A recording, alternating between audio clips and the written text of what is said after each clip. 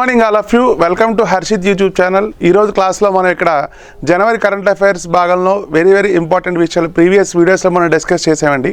అయితే ఈరోజు మనం ఇక్కడ ఒక 2 అవార్డ్స్ మనం ఈ వీడియోలో మనం డిస్కస్ చేయబోతున్నాం. ఈ ఫస్ట్ అవార్డు వచ్చేసరికి ఏంటంటే ఇందిరాగాంధీ పీస్ ప్రైజ్ అని చెప్తాం మనం, ఓకేనా. సో ఇందిరాగాంధీ శాంతి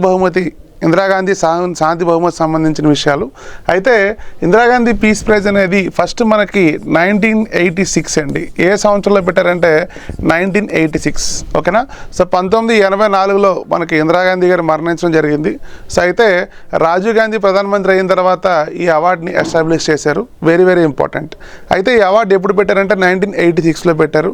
నెక్స్ట్ ఇంకా ఈ అవార్డు ఏ రంగంలో ఇస్తారంటే పీస్ అండి, పీస్ అని చెప్తాం మనం. నెక్స్ట్ సెకండ్ వన్ వచ్చేసరికి హ్యూమన్ రైట్స్, మానవ హక్కులు కాపాడడం గుర్తుపెట్టుకోవాలి. థర్డ్ వన్ వచ్చేసరికి ఏంటి అంటే డిస్ఆర్మమెంట్ అంటాం మనం, ఓకేనా. సో ఈ మూడిట్లో ఎవరైతే కాంట్రిబ్యూషన్ చేశారో సో వాళ్ళకి ఇందిరాగాంధీ పీస్ ప్రైజ్ ఇస్తాం. సో గుర్తుపెట్టుకోవాలి. ఎగ్జామ్లో ఫీల్డ్స్ ఏంటి అని క్వశ్చన్ అడిగే అవకాశం ఉంది. నెక్స్ట్ ఇంకా ఈ ప్రైజ్ యొక్క ఈ పీస్ ప్రైజ్ యొక్క క్యాష్ ప్రైజ్ ఎంత అంటాడు. సో క్యాష్ ప్రైజ్ ఎంత అంటే 25 lakhs, 25 లక్షలని గుర్తుపెట్టుకోవాలి. నెక్స్ట్ ఇంకా మనకి ఇందిరాగాంధీ శాంతి బహుమతి అండి, భారతదేశంలోనే కాదు విదేశీ వ్యక్తులు అదర్ కంట్రీస్లో ఎవరైతే కాంట్రిబ్యూషన్ చేశారో సో వాళ్ళకు కూడా ఇస్తారు. అయితే గడిచిన 2024 కూడా మనకి విదేశీ వ్యక్తికి ఇచ్చారు. సో ఎవరికి అంటే మిచెల్ బాచ్లెట్ అని చెప్తాం. So very important. నెక్స్ట్ రీసెంట్గా ఈ లాస్ట్ వీక్లో మనకి 2025 సంబంధించి మనకి ఇందిరాగాంధీ శాంతి బహుమతి ఇవ్వడం జరిగింది. నెక్స్ట్ ఇంకా మనకి ఇందిరాగాంధీ శాంతి బహుమతి ఎవరు గెలుచుకున్నారంటే గ్రాకా మ్యాచెల్ అని గుర్తుపెట్టుకోవాలి, ఓకేనండి. సో పేరేంటి అంటే గ్రాకా మ్యాచెల్, ఓకేనా. సో 2025 కూడా మహిళకి ఇవ్వడం జరిగింది. So important. అయితే ఈ గ్రాకా మ్యాచెల్ ఏ దేశానికి చెందిన వ్యక్తి, ఈవిడ ఏ రంగంలో కృషి చేశారని క్వశ్చన్స్ అడుగుతారు, ఓకేనా. సో గ్రాకా మ్యాచెల్ మనకి ఏ దేశం అంటే మొజాంబిక్యూ. ఏ కంట్రీ అంటే మొజాంబిక్యూ అంటే ఇది ఆఫ్రికా నేషన్స్ అండి, ఆఫ్రికా ఖండంలో ఒక దేశం అని చెప్తాం మనం మొజాంబిక్యూ. సో బాగా వెనకబడిన దేశం. అక్కడ ఎప్పుడూ కూడా మానవ హక్కుల ఉల్లంఘన లేకపోతే మనకి జాతి వివక్షత, డిస్క్రిమినేషన్ అని చెప్తాం మనం.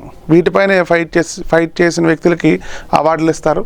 నెక్స్ట్ ఇంకా మనకి మొజాంబిక్యూలో రైట్స్ యాక్టివిస్ట్ అండి, మానవ హక్కుల పరిరక్షించారు, గుర్తుపెట్టుకోవాలి.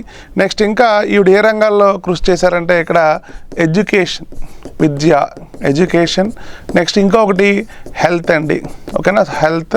నెక్స్ట్ ఇంకా మనం గుర్తుపెట్టుకోవాల్సిన విషయాలండి, ఎడ్యుకేషన్ ఒకటి, నెక్స్ట్ ఇంకోటి హెల్త్ ఒకటి, నెక్స్ట్ ఇంకొకటి న్యూట్రిషన్, ఓకేనా. సో పోషకాహార లోపం ఏమంటామంటే పోషకాహార లోపం అంటాం మనం. సో ఇందులో సర్వీస్ చేసినందుకు ఈవిడికి మనకి అవార్డు ఇవ్వడం జరిగింది. అయితే ఈ అవార్డు భారత ప్రభుత్వం ప్రకటించిందండి. ఇందిరాగాంధీ చారిటీ ఉందండి భారతదేశంలో. సో ఇందిరాగాంధీ చారిటీ ఈ అవార్డును ప్రకటిస్తుంది. సో ఈ అవార్డు ఎవరి చేతుల మీదుగా అందుకుంటారంటే మనకి ఇందిరాగాంధీ, ఇప్పుడు సోనియా గాంధీ చేతుల మీదుగా ఈ అవార్డు అందుకుంటారు. ఇది కూడా గుర్తుపెట్టుకోవాలి. ఎగ్జామ్ కాన్సెప్ట్లో మనకు క్వశ్చన్స్ అడుగుతాడు, ఓకేనా. సో 2025 మనకి అవార్డు విన్నర్ ఎవరంటే గ్రాకా మ్యాచెల్, ఇంపార్టెంట్.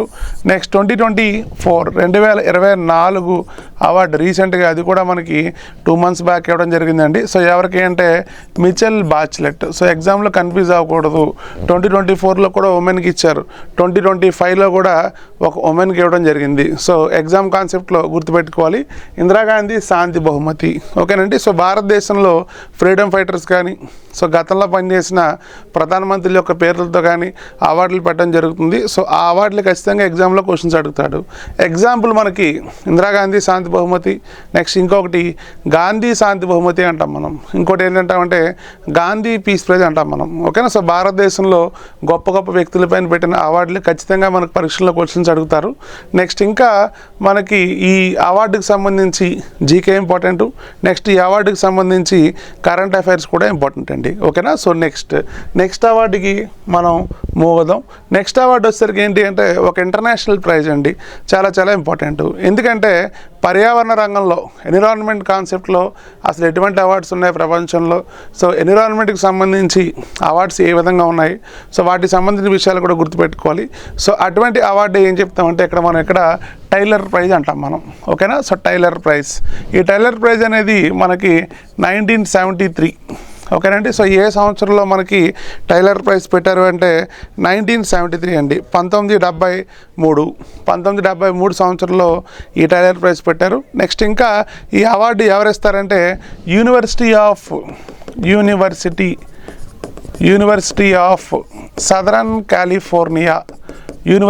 ఆఫ్ సదరన్ కాలిఫోర్నియా అంటే అమెరికా కంట్రీ ఇస్తుందండి అవార్డు.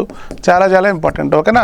సో అవార్డు ఇస్తున్న దేశం ఇంపార్టెంట్, నెక్స్ట్ అవార్డు ఇస్తున్న యూనివర్సిటీ కూడా ఇంపార్టెంట్. ఎగ్జామ్ కాన్సెప్ట్లో క్వశ్చన్స్ అడుగుతారు. నెక్స్ట్ ఇంకా మనకి ఈ అవార్డు ఏ రంగంలో ఇస్తారంటే మనకి ఎన్విరాన్మెంట్ అండి. ఓకేనా. సో పర్యావరణ రంగంలో కృషి చేసినందుకు ఈ అవార్డు ఇవ్వడం జరుగుతుంది. ఓకేనా. సో ఎన్విరాన్మెంట్, పర్యావరణ రంగంలో కృషి చేసినందుకు మనకు టైలర్ ప్రైజ్ ఇస్తారు, గుర్తుపెట్టుకోవాలి. నెక్స్ట్ ఇంకొకటి, ఈ ప్రైజ్ని ఏమంటామంటే నోబెల్ ప్రైజ్ ఇన్ ఎన్విరాన్మెంట్ అంటాం మనం. ఓకేనా. నోబెల్ ప్రైజ్ అంటాం అంటే పర్యావరణ రంగంలో నోబెల్ ప్రైజ్తో సమానం. ఓకేనండి. So Nobel prize for environment. ఓకేనా. సో పర్యావరణ రంగంలో నోబెల్ బహుమతితో సమానం. So which of the following prize is also known as Nobel prize for environment అని క్వశ్చన్ అడుగుతాడు. ఓకేనా. సో అయితే మనం ఇటువంటి క్వశ్చన్స్కి మనం ఏం చేయాలంటే ఎన్విరాన్మెంట్లో హైయెస్ట్ అవార్డు ఏంటి అంటే టైలర్ ప్రైజ్ అని గుర్తుపెట్టుకోవాలి. ఎగ్జామ్లో ఇటువంటి క్వశ్చన్లు అడుగుతాడు. నెక్స్ట్ ఇంకా మరి 2026 మరి ఈ అవార్డు ఎవరు గెలిచారంటే ఒక మహిళకి ఇచ్చారండి. సో మహిళ చాలా ఇంపార్టెంట్.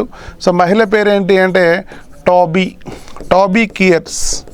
ఎవరు అంటే టాబీ కియర్స్ ఇంపార్టెంట్. అయితే టాబీ కియర్స్ మనకి ఏ కంట్రీ అంటే అమెరికా అండి.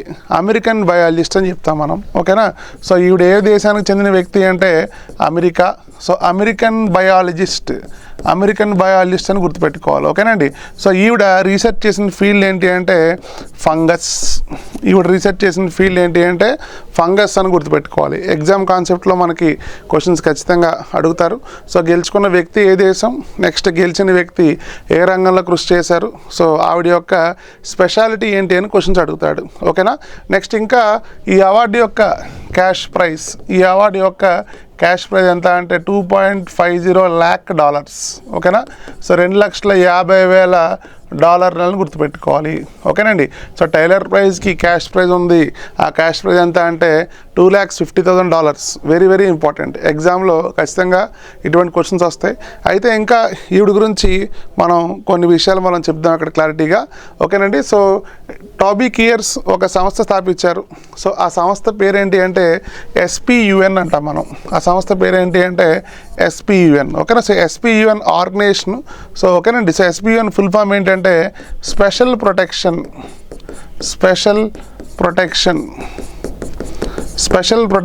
ఫర్ అండర్ గ్రౌండ్ నెట్వర్క్స్ అంటాం మనం. Special protection for under ground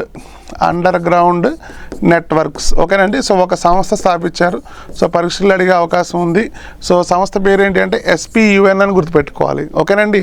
so special protection for underground networks అంటాం మనం. ఎగ్జామ్ కాన్సెప్ట్లో ఒక అవార్డుకి సంబంధించి చదివితే మనం ఈ విధంగా ఖచ్చితంగా మనం చదవాలి. ఓకేనా. సో గుర్తుపెట్టుకోవాలి, ఇంపార్టెంట్. నెక్స్ట్ ఇంకా మనకి అవార్డు ఏ సంవత్సరం స్టార్ట్ చేసామంటే 1973లో స్టార్ట్ చేసాం. గుర్తుపెట్టుకోండి, ఇంపార్టెంట్. అవార్డు ఇస్తున్న కంట్రీ ఏంటి అంటే USA. ఓకేనండి. సో ఇక్కడ చూడండి మీ క్లారిటీగా. ఓకేనా. So Toby Kiers groundbreaking research. ఈ గ్రౌండ్ బ్రేకింగ్ రీసెర్చ్ సంబంధించి మనం ఒక సంస్థ చెప్పాం. ఆ సంస్థ ఏంటి అంటే SPUN. ఓకేనా. సో SPUN అని గుర్తుపెట్టుకోవాలి. ఓకేనా. సో భూగర్భ జలాల్ని మనం ఏ విధంగా బతికించుకోవాలి, సో అండర్ గ్రౌండ్ వాటర్ని మనం ఏ విధంగా వినియోగించుకోవాలని చెప్పి ఈవిడ కృషి చేశారు. నెక్స్ట్ ఇంకొకటి ఫంగస్. దేనిపైన ఈవిడ రీసెర్చ్ చేశారంటే ఫంగస్ అని గుర్తుపెట్టుకోవాలి. ఓకేనా. సో ఎగ్జామ్ కాన్సెప్ట్లో అడుగుతాడు. సో ఈ వీడియోలో మనం ఒక టూ అవార్డ్స్ మనం డిస్కస్ చేసాం. ఫస్ట్ వన్ వచ్చేసరికి ఇందిరాగాంధీ శాంతి బహుమతి, సెకండ్ వన్ వచ్చేసరికి టైలర్ ప్రైజ్ గుర్తుపెట్టుకోవాలి. ఓకేనా. సెంట్రల్ గవర్నమెంట్ ఎగ్జామ్స్ కాన్సెప్ట్లో SSC కానీ RRB కానీ ఇటువంటి ఎగ్జామ్స్లో ఈచ్ అండ్ ఎవ్రీ అవార్డ్ని టార్గెట్ చేస్తున్నారండి. మనం రాయబోతున్న పరీక్షలు ఏవైతే ఉన్నాయో RRB కానీ లేకపోతే SSC GD కానీ, ఓకేనా, లేకపోతే ఇంకా మనకి MTS పరీక్ష కానీ CHSL పరీక్ష కానీ ఇటువంటి పరీక్షలు ఖచ్చితంగా క్వశ్చన్స్ అడుగుతున్నాడు. సో ఈ కాన్సెప్ట్లో ఈ ఇన్ఫర్మేషన్ అంతా కూడా మీరు ఖచ్చితంగా మీకు యూటిలైజ్ అవుతుంది అనుకుంటున్నాను. సో మళ్ళీ మనం నెక్స్ట్ వీడియోలో నెక్స్ట్ కాన్సెప్ట్తో మనం మీట్ అవుదాం. Thank you.